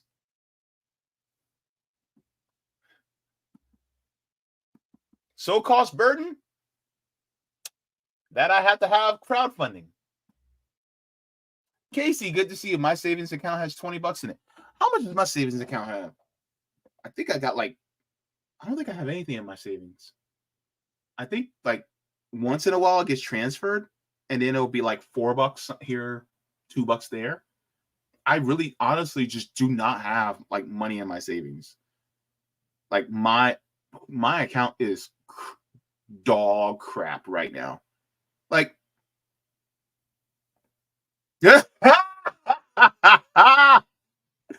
In my checking, I got $10.53. In my savings, I have $0. Right? I would show you guys, but it has the last 4 digits of my account number, and I'm not about to show that. But yeah, $10.53 and $0 in my savings. So when people look at me and go, "Oh well, JB, you're on YouTube. Don't you have money?" No. You see the size of my subscribers? Subscribe. You see the size of that? I ain't got nothing. I'm broke as crap, man. Look, I don't even have a car. I don't have transportation.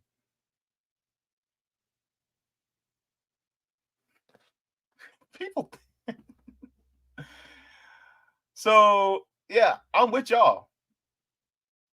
But anyways, so yeah, I wanted to talk about these things because I think it's important for people like David to realize that his opinion about how well we're doing is not reflective of the majority of us. Because if it was, then we all would be backing him up. But we can't. because our wallets says otherwise. David tells me one thing, my wallet's telling me something completely different. My wallet is hyena laughing in my face. My bank account is laughing like Krusty the Clown. Why? Because my money is funny. So when people like David tell me that, oh, well, GDP is up.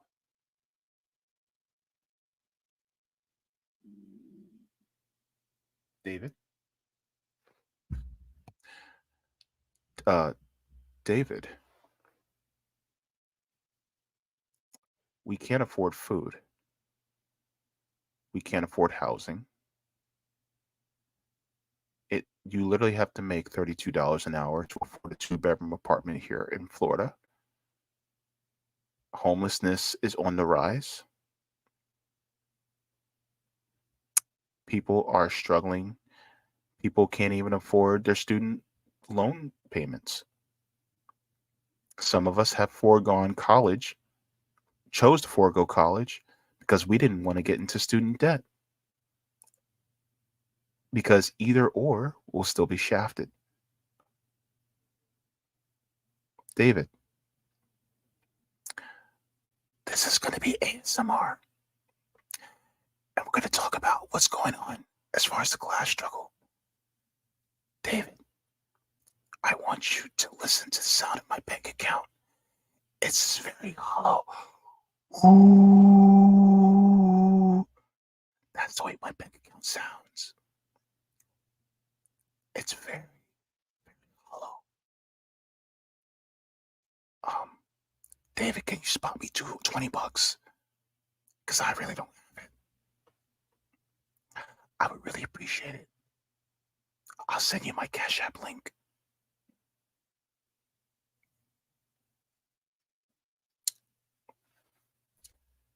That's the problem.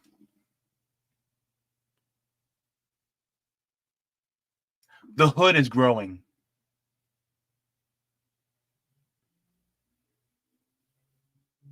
The hood is growing.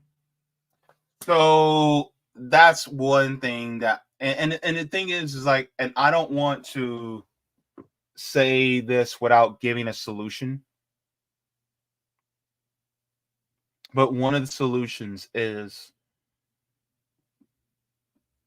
to get to know your neighbors.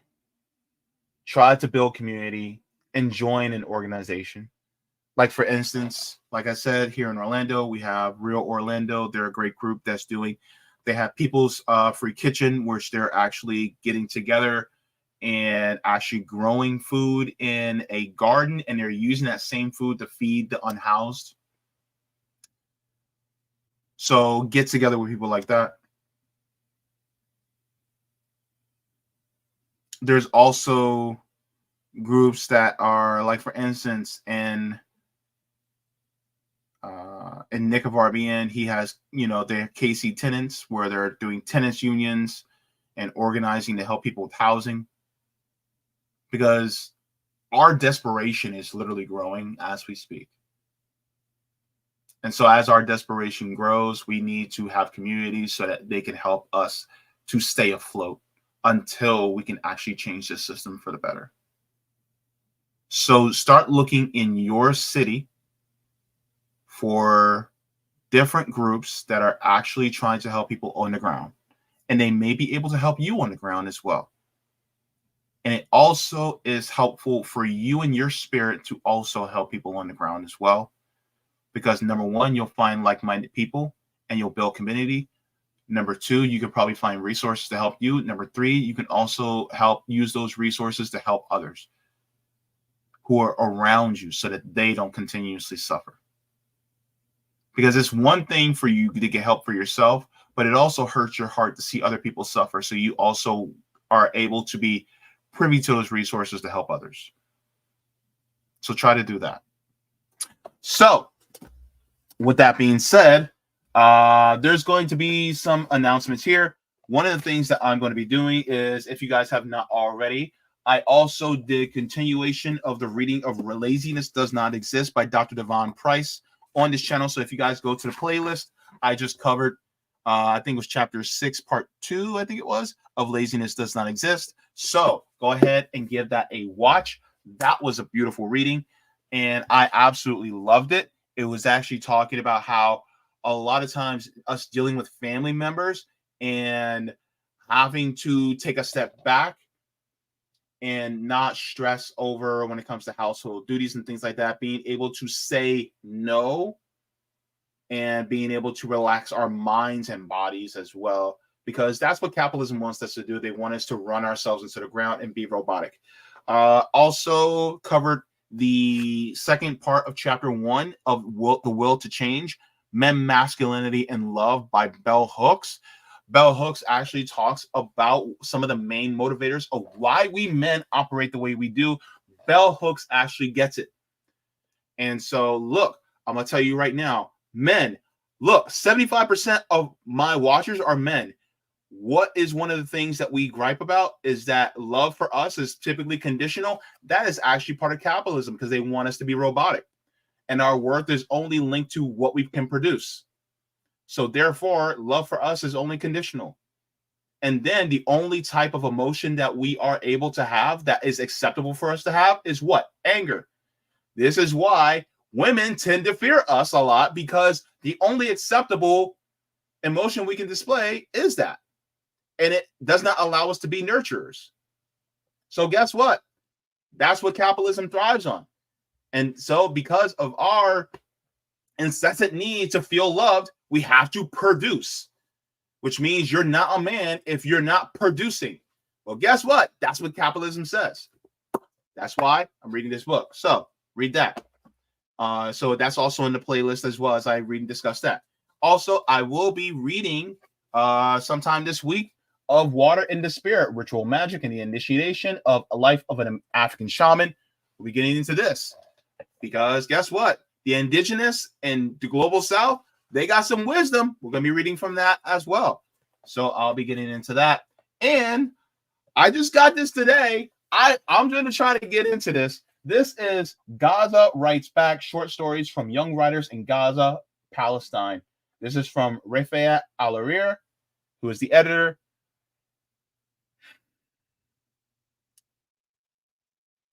The poet that was murdered in Gaza. So I'm going to be trying to get this and read this in honor of Rafayat. So yes.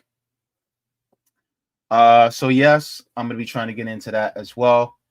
So thank you so very much for everybody tuning in. If you guys have not already, I'm also trying to raise money for the Orlando chapter of RBN. We're trying to raise money for grocery gift cards and toiletries primarily. So if you guys would like to, you guys can donate at $ Orlando RBN on Cash App. So thank you so very much for that as well. So thank you. And if you guys would like to, you guys can send,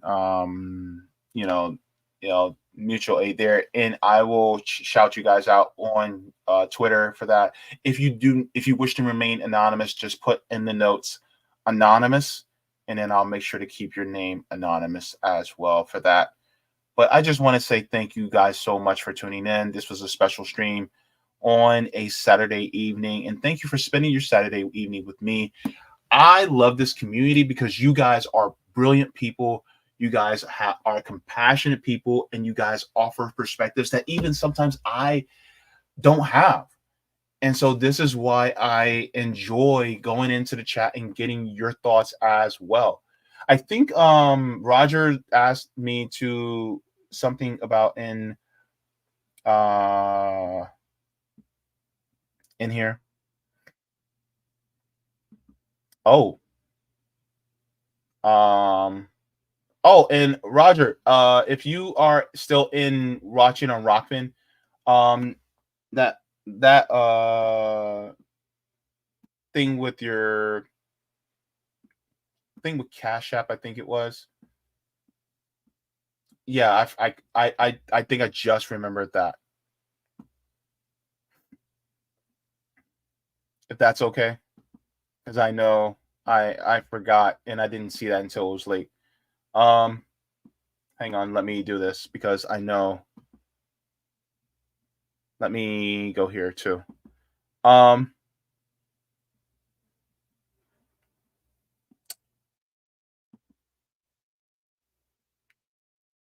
So if you guys are not aware,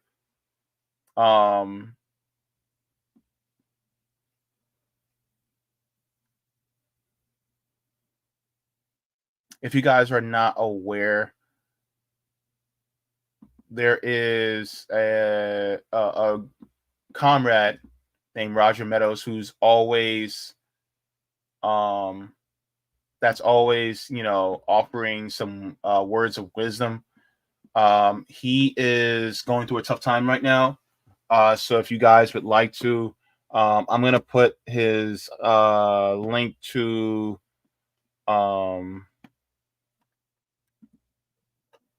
let me see if I can get in Venmo. He's going through it right now. So if you guys can give him some assistance and mutual aid, that would really help out. Let me see.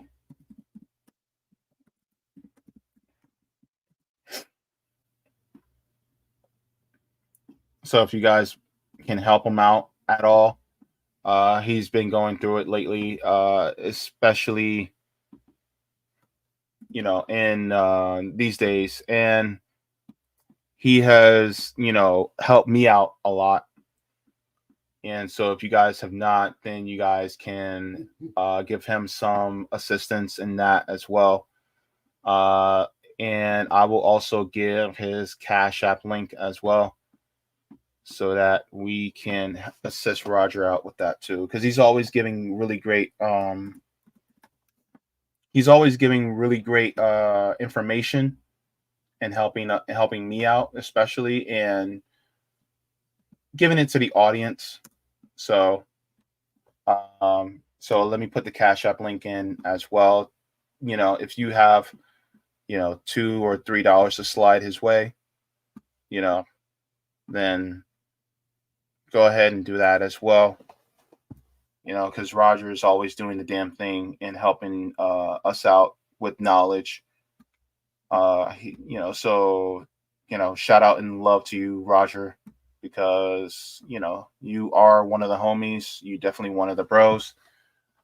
Thank you so much to Laura for the tip on Ruffin. Thank you so much for JB for speaking the truth. Thank you so very much, Laura. Much appreciated, so much. So I'm sorry, Roger, I forgot to get to this in the chat. You showed me this. Oh gosh. Jeez Louise. Hang on. Let me share this BS with y'all. See, this is why, yeah, please help Roger out. It says Florida Republican co-sponsor of child labor bill owns company with history of wage theft. See what I'm God. Lee. Does he have PayPal? Roger, can you answer that question? Do you have a PayPal? And if you have the link, just put it in the Twitter DM. And then I will I'll put the link in the chat, but just let me know. But golly, see, this is why Roger is so helpful, because he'll be sending me stuff like this, and while I'm live.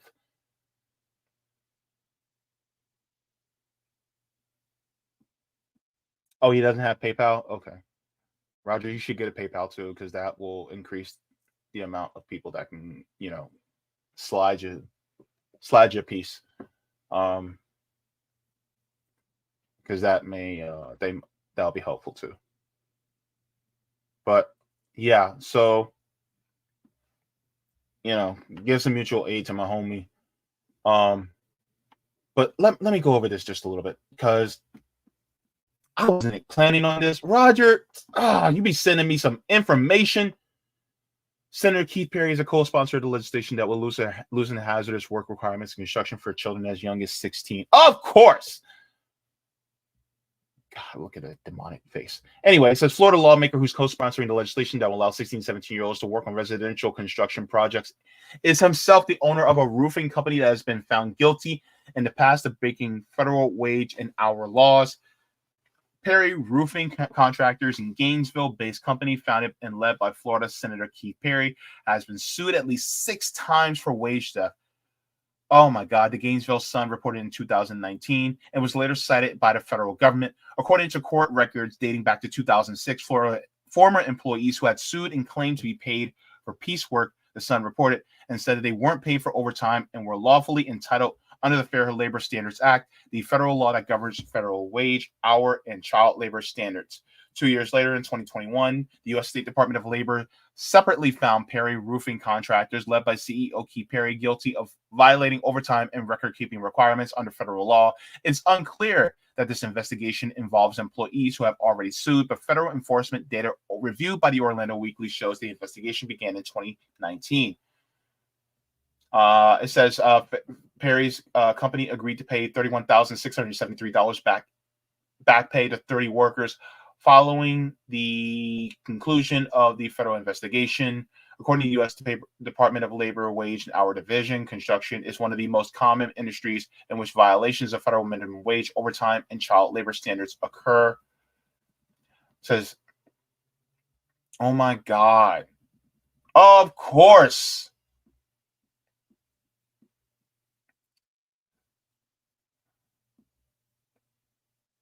This guy. Any wonder what? And I gotta go because if I keep this going, I'm a pop an aorta, and that's extreme because aorta is.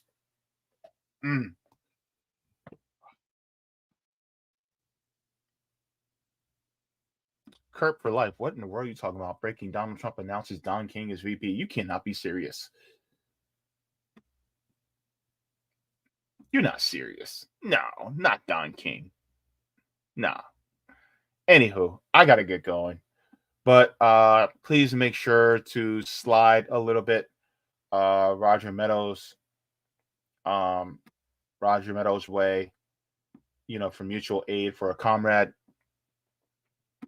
Because I missed this last stream. I want to make sure I get it this stream. Because Roger is the homie. Love you, Raj. And thanks for that link, Roger. Oh God, why'd you send it to me though? Like, I appreciate it, but at the same time, I was like, damn it.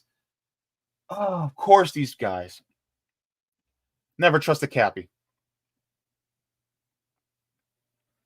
All right. I gotta get going. Anywho, guys, love you all. Mwah, mwah, mwah. Look.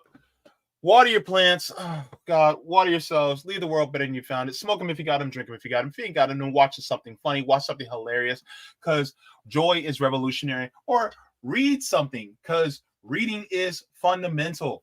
Please go ahead and do that. Thank you so very much to Eddie Liger Smith from Midwestern Marx for joining me on this beautiful Saturday evening.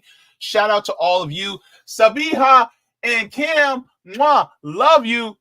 It was a great day. And shout out to y'all from real Orlando because I got to see some of y'all today. You guys are a beautiful bunch of folks out there. And I cannot wait to go to that garden because I'm going to take a look at that garden and I'm going to be scoping out what type of fruits and veggies y'all got up over there. So thank you so very much. And yes. So, mwah, forehead kisses to every single one of you. And I will see y'all in the next one. Stay tuned, and I'll catch y'all this Tuesday. Bye-bye. Thank you so very much for watching my channel, and I deeply appreciate it from the top and bottom of my heart. If you wish to support the channel further, so I can keep bringing you content that is educational and informative, you can become a patron on patreon.com/Jaybefaunt. You can find that link in the pinned comment or in the description below. No matter what you give, you'll be supporting independent media and education that helps make the world better. Thank you so much, and you can watch more of my content